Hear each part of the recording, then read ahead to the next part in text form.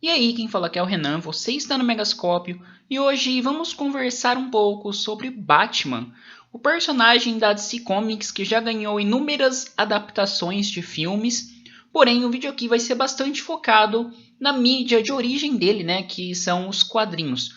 E para fazer esse vídeo, eu me baseei num artigo que eu escrevi para o Mega, o link vai estar na descrição.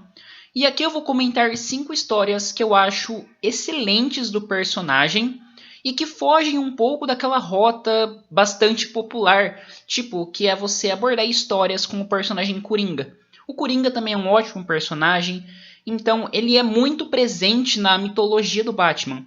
Só que a galeria de vilões do personagem, ela é gigantesca, e a gente tem muitas outras histórias que a gente pode também tirar proveito e que também vai ser muito interessante a leitura. E antes de irmos para o vídeo, já queria deixar aqui um grande abraço e agradecimento a todos que apoiam o Mega.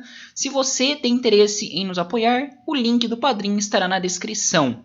E bom, então é isso aí e vamos ao vídeo.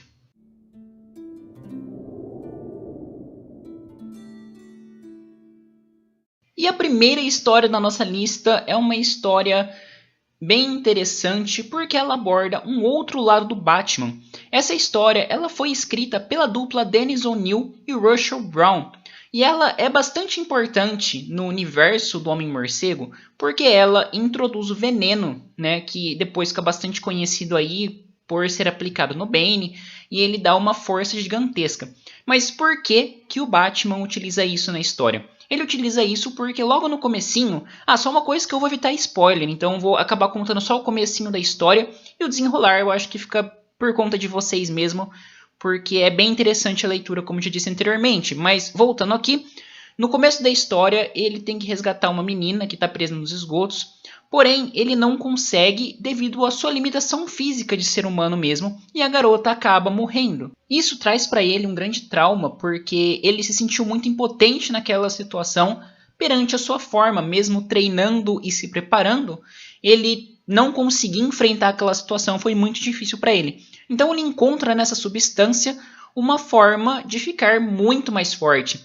Só que qual que é o problema disso? Essa substância ela vicia e acaba mexendo com o psicológico do personagem.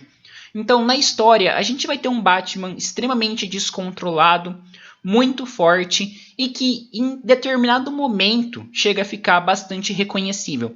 É uma excelente história e, como já disse, recomendo muito a leitura. Agora vamos para uma história, diríamos, comemorativa no universo do Homem-Morcego, não por ser uma data feliz ou que marca alguma coisa em específico, mas sim pelo momento em que os crimes ocorrem. Eu estou falando aqui do longo Dia das Bruxas. Essa história ela foi escrita por Jeff Loeb e desenhada por Tim Sale. O roteiro é excelente, o desenho também.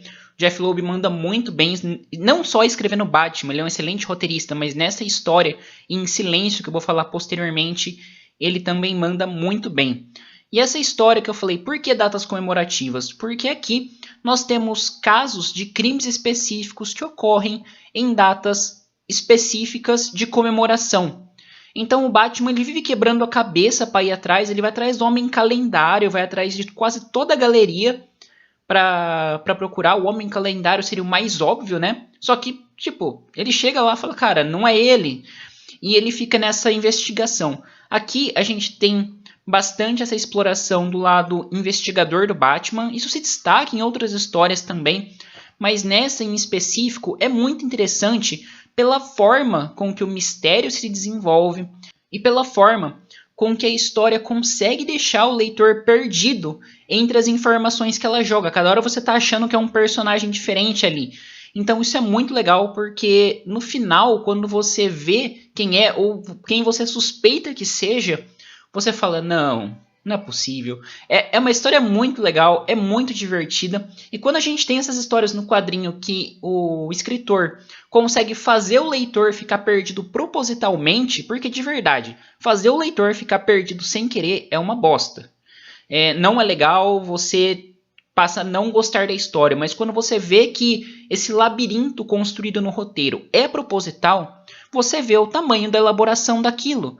Então isso enriquece mais a história e os elementos ali exploram muito bem o Batman, sua galeria e Gotham City. E ainda falando de Jeff Loeb, né, que nem eu comentei anteriormente, chegamos em Silêncio. Silêncio é uma excelente história. Ela é escrita por Jeff Loeb, que não já disse, e desenhada por Jim Lee. Então esperem desenhos excelentes na obra. E ela é bastante divertida, porque o Jeff Loeb também consegue deixar você perdido, mas em um outro sentido, não tanto naquelas investigações do porquê em cada data, o porquê cada crime acontece especificamente em um feriado, por exemplo.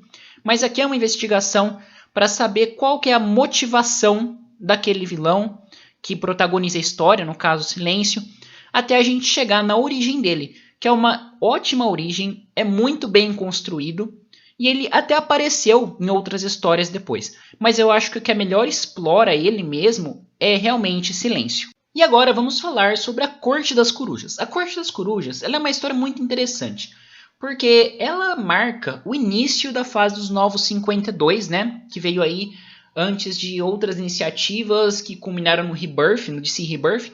Mas os Novos 52 foi um start bem legal que abordou um recomeço para os personagens. E nesse recomeço, os escritores, né, no caso o escritor do Batman e desenhista, foi respectivamente Scott Snyder e Greg Capullo. Greg Capullo, só para vocês terem uma noção, foi responsável pelos desenhos de Spawn, que é uma HQ, nossa, muito boa também. E aqui nesse arco inicial, que seria a Corte das Corujas, nós temos a apresentação de um grupo que inicialmente é apresentado como um mito, mas que aos poucos vai mostrando a sua influência dentro de Gotham City. E do que esse grupo é capaz, a gente fica impressionado, porque como que um grupo tão poderoso é tratado como um mito naquela sociedade, sabe? Fica como naquelas lendas urbanas tal, e isso remete bastante às origens de Gotham City. Então essa retomada do passado de Gotham City adiciona novos elementos para um recomeço do Batman. E, diga-se de passagem, essa introdução desse grupo e do que ele é capaz é muito bem feita. E agora vamos falar um pouco sobre Batman Cavaleiro Branco. Aqui em Batman Cavaleiro Branco, a gente vê uma história diferente, envolve o Coringa, mas um outro Coringa, uma outra faceta que foi muito interessante de ser mostrada aqui, que é um Coringa aparentemente curado. Mas antes de falar sobre isso, vamos falar um pouquinho sobre o autor, que quem é o desenhista e roteirista da obra é Sean Murphy. Para quem não sabe, ele é o roteirista e desenhista também de Punk Rock Jesus, uma excelente história que levanta pontos bastante controversos e que, diga-se de passagem, eu gosto muito. Talvez eu traga até um vídeo aqui futuramente sobre Punk Rock Jesus. Mas voltando para Batman Cavaleiro Branco, a gente tem um Coringa que estava preso, só que aí do nada não, né? Ele toma um remédio ali que traz ele a sua humanidade. Ele consegue raciocinar, consegue agir como uma pessoa comum, como que aquele remédio suprimisse o Coringa que a gente conhecia até então. Ele se declara com o nome de Jack Napier e começa a estudar direito, consegue sair do Arkham, consegue conquistar muita coisa naquela sociedade. E ele acaba virando o jogo em cima do Batman, colocando o Batman como um inimigo público. Isso é muito legal de ver porque mostra uma faceta do Coringa que ainda assim é manipuladora, só que não aquele manipulador do cara que tá com um pé de cabra ou do que tem o estigma de ser um assassino. É um manipulador do jeito mais politicamente falando. Então é muito legal de ver esse Coringa e o que ele faz na história. E o desenrolar também é bastante interessante. Aqui a gente tem parcerias inusitadas. A Arlequina está muito bem representada. Fiquei bastante impressionado como eles retratam a Arlequina aqui, né? No caso, ela não está na sua forma amante do Coringa, ela está mais na forma psiquiatra já. E nós temos na história uma cena que é crucial para a virada da visão do Batman, né? Que é uma cena... eu vou dar um pequeno spoiler aqui. Em que o Coringa está no depósito de remédio e o Batman começa a bater demais no Coringa, sabe? Só que ele já está rendido ali. Essa cena é crucial porque mostra como que o Batman acaba estragando Gotham City, aplicando uma violência desnecessária, sendo opressor de uma forma desnecessária.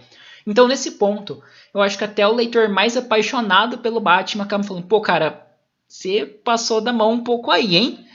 Então, assim, é um ponto que o Batman entra em descontrole e o Coringa consegue fazer isso propositalmente. Então é muito legal de ver o que o personagem faz de uma forma diferente do que nos é apresentado em outras histórias. Bom, é isso aí, o vídeo vai ficando por aqui, espero muito que vocês tenham curtido. Antes de finalizar, já queria deixar aqui novamente um grande abraço e um agradecimento a todos que apoiam o Mega. E se você tem interesse em nos apoiar também, o link do Padrim estará na descrição, juntamente com as demais redes sociais do canal e também com o link para essa matéria que eu escrevi para o Megascope. Então se inscreva aqui no Mega, ative o sininho, dê um joinha que ajuda bastante na divulgação. Passa esse vídeo para aquele seu amigo que é fã da DC Comics, que é fã do Batman. E nos comentários fala aí qual o seu personagem favorito da DC. Lembrando que sugestões para futuras temáticas são sempre muito bem-vindas. Bom, é isso aí, muito obrigado e até a próxima.